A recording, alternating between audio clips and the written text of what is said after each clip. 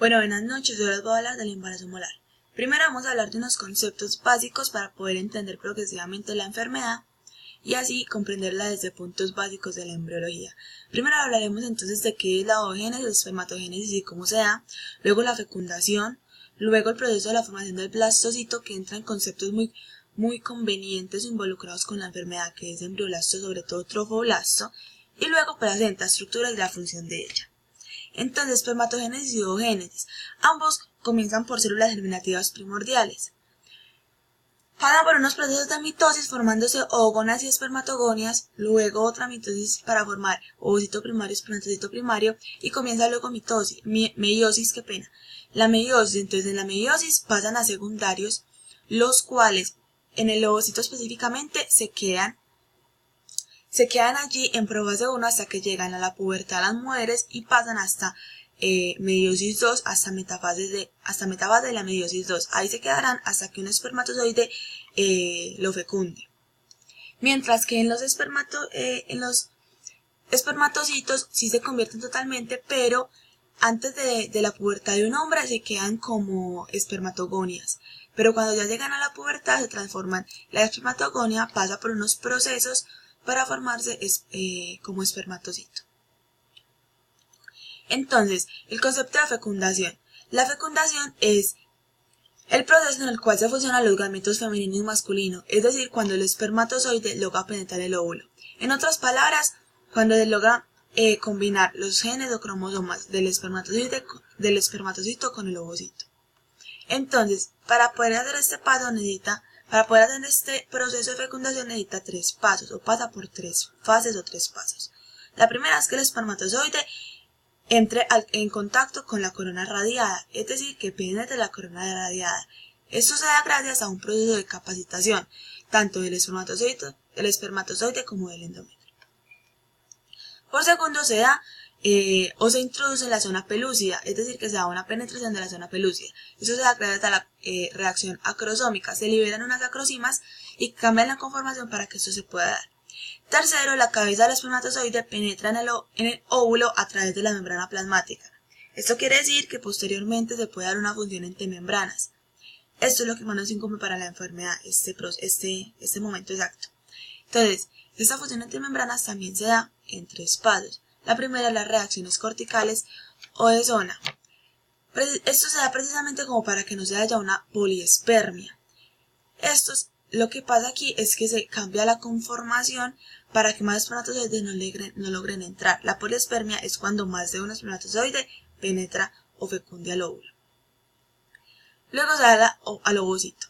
Luego se da la reanudación de la meiosis 2. Como les dije posteriormente, el ovocito había quedado en metafase 2 en meiosis 2. Apenas se ha penetrado o fecundado, pasará, seguirá haciendo el proceso. Entonces, reanuda la meiosis 2 y queda como resultado un corpúsculo polar, que es un ovocito muy pequeñito que no funciona, normalmente se degrada, y un ovocito definitivo con su pronúcleo femenino, que posteriormente va a pasar al 3, que es la activación metabólica del ovocito, que es en este paso también se crea el pronúcleo masculino y ambos pronúcleos se duplican por separado y luego se unen para pasar luego a una fase bicelular. Entonces se duplican, se unen, forman uno solo y luego se separan por mitosis y esos dos se llaman blastómeros. Esos forman el cigoto. Entonces, como resumen, aquí está la imagen. La oogénesis, la espermatogénesis del espermatocito ya listo, fecunda a un ovocito que quedó en metafase 2 meiosis 2. Al ser penetrado, al pasar por las 3 fases de penetrar la corona radiada, la zona pelúcida y por último poder llegar hasta el ovocito, y se termina todo su proceso, se crea el cuerpo polar, el ovocito definitivo y ya se forma el cigoto al fusionarse las 2 membranas. Entonces, la formación del blastocito. Entonces dijimos que había quedado en una fase bicelular, es decir, con 2 blastómeros, ¿cierto? Va a pasar una fase de segmentación, que es cuando estas células se proliferan o hacen mitosis. Entonces de 2 vamos a pasar a 4, de 4 a 8, de 8 a 16. Cuando tenemos 16 blastómeros de 16 células, se va a llamar mórula. Esta mórula se va a empezar a especificar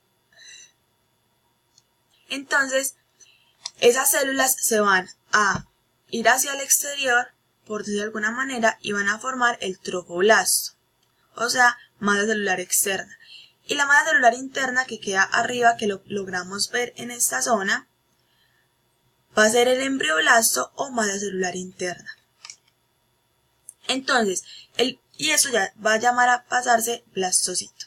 Blastocito inicial, blastocito tardío quiere decir que ya le entra líquido como a esta cavidad y va a pasar a llamarse blastocele.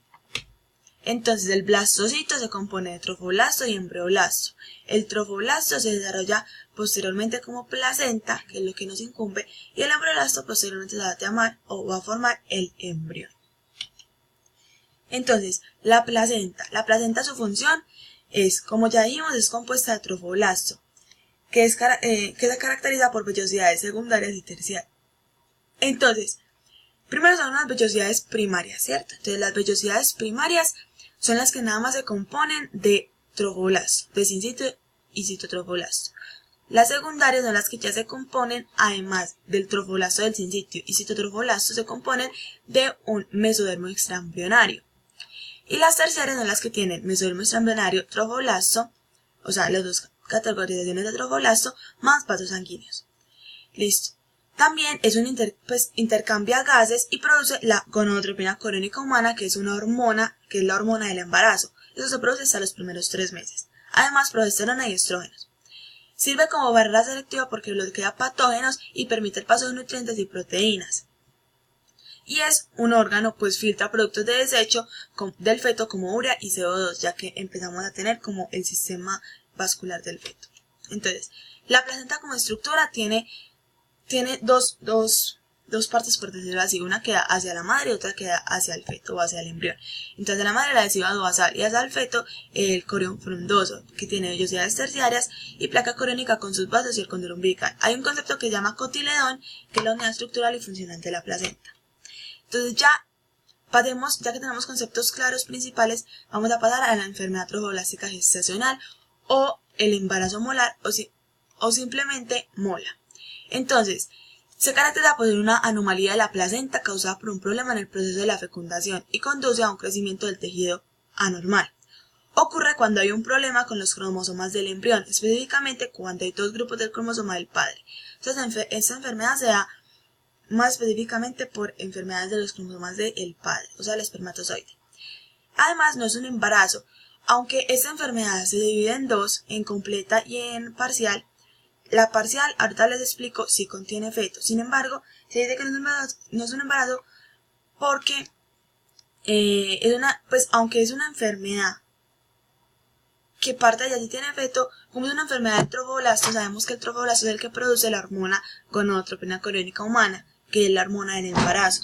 Entonces, se puede pasar como embarazo, pero realmente no, realmente es una mola que es como un bultico, por decirlo de alguna manera. Entonces, el embarazo molar completo. Lo que pasa es que todos los cromosomas del óvulo fertilizado son del padre nada más. No hay pues aquí pasa que no hay embrión ni hay tejido placentario normal. Entonces, no se presenta feto como lo podemos ver acá. Es un bultico de células nada más. ¿Qué pasa aquí? Se fecundó un óvulo u ovocito que no tenía cromosomas. Eso puede pasar en la ovogénesis. El embarazo molar parcial es que la madre aporta sus 23 cromosomas, entonces tenemos el ovocito normal, pero el padre duplica los suyos, o simplemente se dio una poliespermia, es decir, que dos espermatozoides fecundaron a un solo óvulo. Por lo tanto, hay 69 cromosomas. Esto es incompatible con la vida. Por lo tanto, sí puede haber placenta normal y puede haber un embrión, pero el embrión no se desarrolla bien, se desarrolla de manera anormal y posteriormente se da un aborto. Y eso es solo la enfermedad. Por lo tanto, esto es una enfermedad trofoblástica, como lo dijimos anteriormente, enfermedad trofoblástica gestacional, precisamente porque el trofoblasto es el que va a ser posteriormente la placenta. Y como sabemos que el trofoblasto viene del blastocito, que el blastocito viene desde la fase bilobular que se dio por la segmentación, y esa fase bilobular se dio por una combinación de las membranas y de los pronúcleos femenino y masculino. Si hay un proceso con cromosomas que son los que contienen los genes que me van a codificar para para cómo va a ser mi embrión. Si tenemos un problema desde el inicio, pues posteriormente no va a poder funcionar correctamente. Eso es un sistema muy compacto, muy perfecto. Entonces, como ya vimos, cuando hay 69 cromosomas, puede haber un feto, pero esto no es compatible con la vida, por lo tanto el feto va a crecer anormal, entonces va a pasar un aborto posterior, o simplemente no va a poder ser.